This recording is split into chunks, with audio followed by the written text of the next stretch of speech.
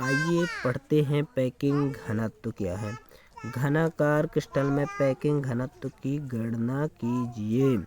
ये भी बहुत ही महत्वपूर्ण क्वेश्चन बनता है। किसी क्रिस्टल पदार्थ के लिए पैकिंग घनत्व क्या होता है। संक्षिप्त में अंतःकेंद्रित घनत्व संकुचन घनत्व जालक का संकुचन घनत्व को समझाना है।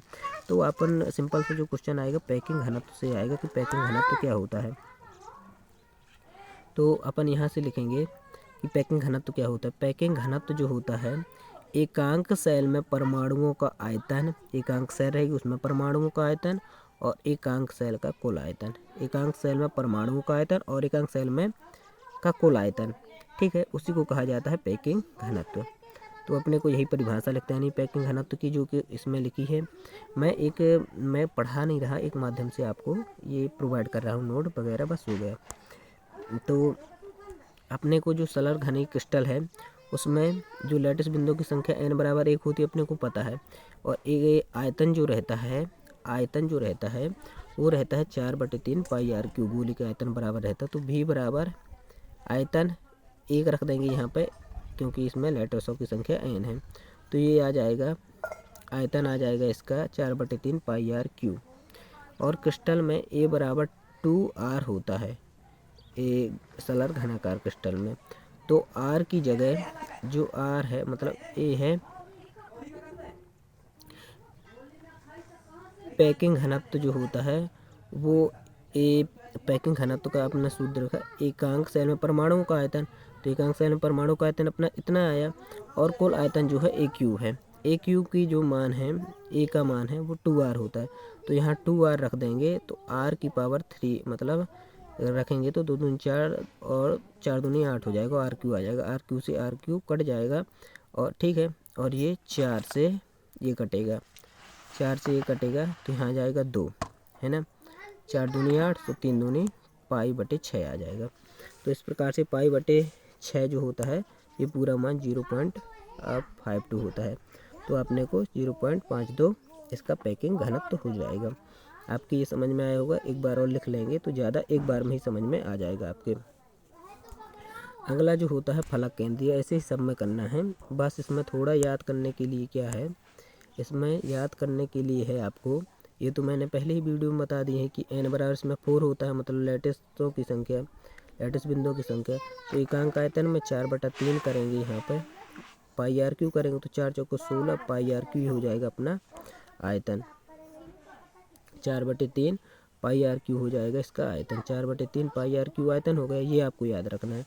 अब यहाँ से याद रखना है जो आयतन रहता है इसका वो रहता है ए क्यू घनाकार जालक का।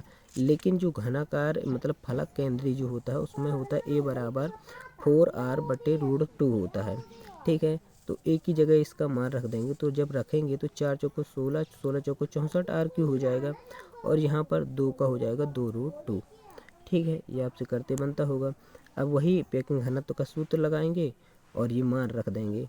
तो ये 16 RQ ये वाला आया था, तो 16 पाई RQ ये लिखेंगे और 64 2/2 RQ लिखेंगे।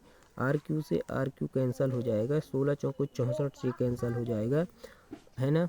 16 चौको 64 तो 4 बचेगा और ये 2 से कटेगा, तो 2 से कटेगा तो यहाँ पर 2 भर बचेगा, मतलब 4 2 ऐसा रहेगा। देखिए थोड़ा ऐसे ऊपर रहेगा 16 गुणे ये आप खुद कर लीजिएगा, रहेगा ऊपर मतलब 16, ये 4 रहेगा नीचे, 4 से जब ये 2√2 ऊपर रहेगा 2√2/4 तो ये पूरे कटेंगे और यहाँ पर 2 बचेगा, 3 पहले से है तो ये आ जाएगा पाई/3√2, तो ये आ जाएगा 0.74। अब अगला जो है बस यही है अंतः केंद्रीय घनाकार क्रिस्टल। इसमें n बराबर 2 होता है, मतलब लैटिस बिंदुओं की संख्या। एकांक में अणुओं का आयतन निकालेंगे तो ये आ जाएगा 2, यहाँ पे रख देंगे 4/3 पाई आर क्यू, तो 8 ये आ गया। इसमें होता है एकांक भुजा का जो आयतन होता है 4r/√3 होता है, 4r/√3 होता है। तो यहाँ पर 4 ए का मान रख देंगे तो 4 चौको 16 चौको 64 3√3 आ जाएगा। अब 3√3 आने के बाद अपने को पैकिंग घनत्व का सूत्र लगाएंगे 4/8/3 और पाई आर क्यू करेंगे और ये मान रख देंगे। जब ये मान रखेंगे तो ये आ जाएगा पाई रूट 3 अपॉन में 8, इसका मान होता है 0.68। तो इस प्रकार से ये जो क्वेश्चन है बहुत ही महत्वपूर्ण होता है और ख़त्म होता है ये। तो अगर अपन पूरा देखें जो पैकिंग घनत्व है, तो इसमें ऐसे सभी में पैकिंग घनत्व का मान देखें तो क्या होता है इसमें फलक केंद्री में जो होता है, मतलब सलर घनी एक सेल में n बराबर 1 होता है, a बराबर अपन 2r लिखते हैं, और पैकिंग घनत्व आता है अपना पाई अपॉन 6, जिसका मान जो होता है 0.52, ठीक है, 0.52 होता है। इसी प्रकार फलक केंद्री में n बराबर 4 होता है, और a बराबर अपना जो आता है वो आता है 4r रूट 2। जब पैकिंग घनत्व निकालते हैं तो पाई अपॉन 3 रूट 2 आता है, 3 रूट 2 आता है, और 3 रूट जो 2 आता है उसका मान होता है 0.74। अब ये जो फलक केंद्री है उसमें, मतलब ये जो अंतः केंद्री है इसमें n बराबर 2 होता है, और a बराबर 4 अपॉन रूट 3 लिखते हैं, और जो पैकिंग घनत्व आता है रूट 3 पाई अपॉन 8 आता है, ठीक है। और इसका जो ओवरऑल जो मान निकालते हैं उसका ओवरऑल मान निकल के आता है 0.6868। तो इस प्रकार से ये पूरा ओवरऑल जो बन के आता है वो यही इसका आंसर पूरा पैकिंग घनत्व का आता है। तो आपको ये पूरा इतना याद रखना है, इसे सारणी लास्ट में बना लीजिएगा, मतलब इसे बोलते हैं शॉर्ट नोट। तो इन्हें शॉर्ट नोट बना के लिख लीजिए, बस हो गया।